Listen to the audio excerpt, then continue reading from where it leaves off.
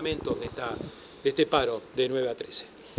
Bueno, hay dos o tres temas. Uno sin duda que es central, está vinculado a los consejos de salario y a las trabas que los mismos están desarrollando, particularmente, como ustedes saben, las agremiaciones rurales no se han presentado a la negociación colectiva. Esto desde nuestro punto de vista daña la institucionalidad democrática de la negociación, que no hay por qué acordar, pero sí que es lógico negociar y ver cuáles son las particularidades del sector y ver cuáles son no solo los incrementos salariales, sino los beneficios que de un convenio pueden surgir. Ahora, las gremiales agropecuarias quieren negociar en otro ámbito que no sea en el Consejo de Salario. ¿Se puede negociar en un ámbito bipartito, por ejemplo? Bueno, nosotros partimos de la base de que la negociación colectiva en el Uruguay no es un invento del progresismo. Viene en el Uruguay desde 1943. Tal vez en el sector rural esto nunca haya sucedido hasta 2005, pero la ley que permite negociar a trabajadores y empresarios en forma bipartita, después tienen que registrar su convenio en el Ministerio de Trabajo o acordar en forma bipartita. Nosotros preferimos este sistema de relaciones laborales que tenemos porque de alguna manera da garantía a todas las partes, al gobierno, a los trabajadores y a los empresarios. Nos parece que esta disputa que tienen la tienen que arreglar con el gobierno, pero lo que no pueden quedar de rehenes son trabajadores rurales que tienen salario de 17.000 pesos. De todas maneras, en las próximas horas ya hemos establecido reuniones con las cámaras empresariales rurales para tratar de encontrar un acuerdo y poder negociar en el sector. Nos parece una mala señal para una democracia plena, que es como la que es el Uruguay, que un sector se aleje de la negociación colectiva. No que tenga diferencias, que se aleje. ¿Está funcionando mal los consejos de salario? No es un problema de funcionamiento, no es un problema de los funcionarios, ni es un problema de la estructura, es un problema de los intereses contrapuestos entre trabajadores y empresarios. Mientras el país crece a 2,5, por más que los agoreros plantearon que iba a entrar en recesión, los empresarios creen que no hay que dar ningún tipo de aumento salarial. Pero no es que sea una versión nueva del empresariado. Desde 2005 para acá, los trabajadores hemos mejorado promedialmente los salarios en 56%. Pero no hay un solo año que no se haya dicho que la suba de aumento salarial iba a pagarse con puestos de trabajo. Y desde 2005 a 2014 se crearon 300.000 puestos de trabajo y el salario creció 50%. Es decir, esa teoría cayó. Ahora es verdad que una preocupación central que tienen los trabajadores uruguayos, particularmente el PIT-CNT, son los 45.000 puestos de trabajo. Para este tema, hace 2 años, como ustedes saben, hemos planteado un Consejo Superior de Trabajo que por fuera de las tensiones del Consejo de Salarios pueda discutir el tema del empleo, de la inversión pública y privada, de cuál es la formación profesional que los trabajadores uruguayos tienen que tener para acceder a los nuevos empleos, del cambio en el mundo del trabajo y a la velocidad que se está dando en el Uruguay y sobre todo cuál va a ser las apuestas del Uruguay productivo del futuro. Y bueno, hasta ahora no hemos tenido respuestas concretas del sector empresarial, esperamos tenerlas, porque las ubican dentro de los salarios, es decir, dentro de la discusión salarial. Y es muy difícil discutir en el medio de las tensiones que provoca la negociación colectiva salarial un tema tan vital como es el trabajo. Yo te diría que es el tema en importancia número 1 de la central sindical, ¿no? El tema del trabajo, ¿cómo se da? Sí, el tema de aumentar las fuentes laborales, de contener el tema del desempleo, pero también no perder salario. ¿Cómo se da esa discusión? Bueno, una parte sin duda es la inversión. No hay ninguna duda que es la inversión, pública y privada. Pero hay un segundo aspecto que tiene que ver con cuáles son las capacitaciones que tienen que tener los trabajadores o cuáles son las políticas de estímulos o de subsidios que tienen que tener los sectores para que se construya empleo. Y bueno, esta es una discusión que de alguna manera debería tener involucrado a todos los sectores de la sociedad que involucran el sector productivo, ¿no? ¿Qué servicios habrá afectado mañana? Bueno, casi la totalidad. Hay sectores que obviamente no paran, pero adhieren a la medida, o sea, comparten el contenido, pero en general hay un paro parcial que va a ser acatado en el área metropolitana por el sector industrial, de los servicios.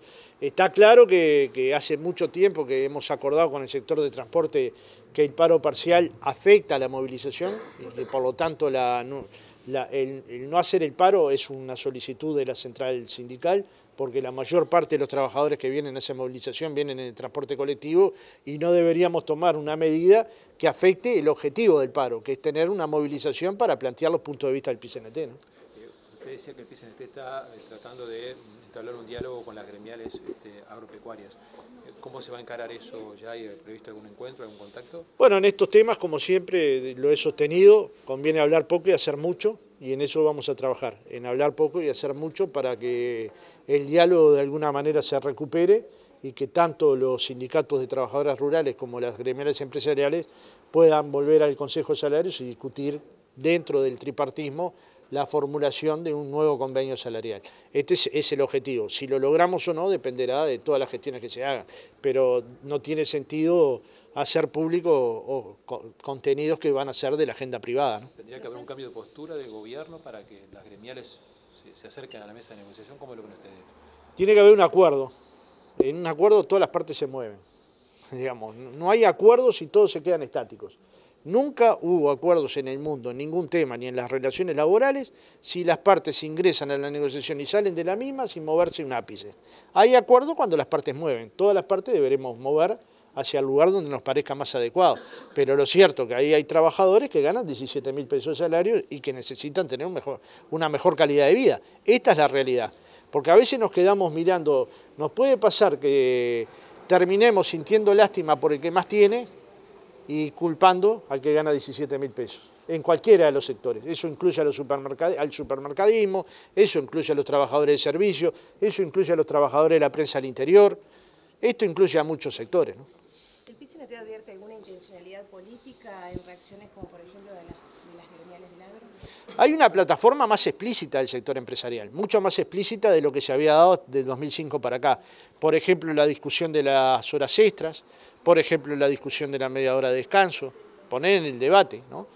Entonces, está claro que hay una propuesta empresarial que es desregular el mercado de trabajo, pero desregularlo de forma tal de que muchos cientos de miles de trabajadores pierdan derechos. Bueno, esto es inadmisible, digamos, pero no deja de ser una plataforma empresarial que el movimiento sindical tiene que de alguna manera defenderse de esa plataforma.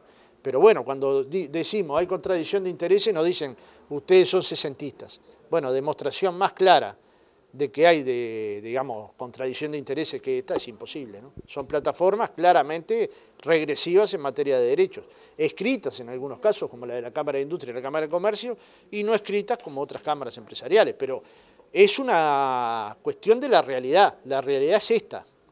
Modificar la realidad depende de cuán potentes sean los sindicatos para evitar que estos embates tengan posibilidades reales en el futuro del Uruguay, ¿no? Un paro como el de mañana, ¿en qué afecta positivamente a esa lucha que usted mencionaba? Mire, los derechos que los trabajadores han conquistado a lo largo de su historia los han conquistado con movilizaciones, con huelgas, con plataformas, colgando pasacalles, colocando boletines. Es decir, la lucha del movimiento sindical no es única, no es una sola. La que es más pública es la medida de paro. Pero ayer, antes de ayer, tras antes de ayer, estuvimos pintando muros, hablando con los vecinos, repartiendo volantes, haciendo asambleas. Estas son todas medidas que van contribuyendo a construir nuevos derechos. Por ejemplo, una muy buena noticia es que el 9 de octubre se va a votar en el Parlamento, en Cámara de Diputados, la ley de insolvencia patronal. ¿Qué significa esto? Que aquellos trabajadores que vayan a ser despedidos luego de aprobar en las dos cámaras la ley, van a cobrar sus haberes caídos. ¿A qué me refiero? Al aguinaldo no pago, a la licencia, a las horas extras que no les pagaron. Y este es un avance. ¿Cómo se logró ese avance? Casi 12 años de insistencia en que se aprobara una ley. Es decir, que las luchas del movimiento sindical, la mayoría no son de corto plazo. Dentro de pocas semanas se dice que se va a votar la ley de empleo para personas con discapacidad. Esta lucha lleva 4 o 5 años. Modificaciones, alteraciones, y seguimos manteniendo la bandera en alto. Es decir, que el paro de mañana también va a levantar estas conquistas del movimiento obrero, porque son de lucha, son de tener perseverancia, son de haberlo colocado en el centro de la sociedad, es de haber conseguido 500.000 firmas de apoyo para esta ley. Es decir, cuando hablamos de normativa, hablamos de derechos, y el movimiento sindical con sus medidas ha logrado muchos derechos. Si en verdad se conoce al árbol por su fruto, los frutos que ha dado el movimiento sindical han sido muy importantes para los trabajadores y para la sociedad uruguaya.